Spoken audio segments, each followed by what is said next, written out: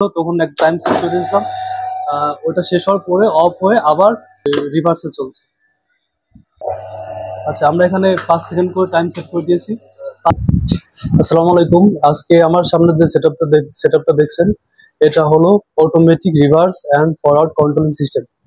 চলুন দেখা যাক এটা কিভাবে কাজ করে। আমরা এই সেটআপটার জন্য নিয়েছি সিঙ্গেল ফেজ মোটর, দুইটা ম্যাগনেটিক কন্ডাক্টর, একটা রিলে আর 4টা টাইমার।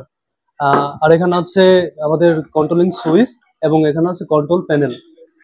আমরা আমরা যখন এই টাইমারটাই টাইম সেট করে দেব, তখন অটোমেটিক রিভার্স এবং ফরওয়ার্ডে চলতে থাকবে।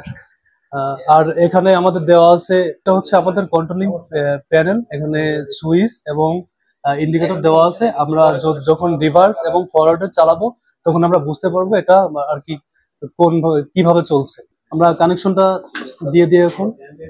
এরপরে আমরা যখন সুইচ চাপ দিব, তখন অটোমেটিকলি ফরওয়ার্ডে চলতে থাকবে।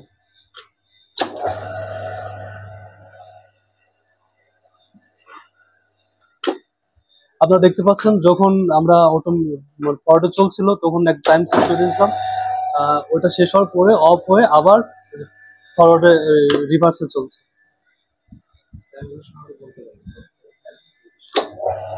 আচ্ছা, আমরা এখানে 5 সেকেন্ড করে টাইম সেট করে দিয়েছি। 5 সেকেন্ড পরে 5 সেকেন্ড ফরওয়ার্ডে চলবে এবং 5 সেকেন্ড অফ থাকবে মোটরটা, এবং 5 সেকেন্ড পরে আবার রিভার্সে স্টার্ট হবে।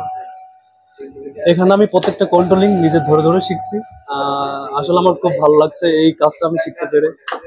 সবাইকে ধন্যবাদ জানাই। আসসালামু আলাইকুম।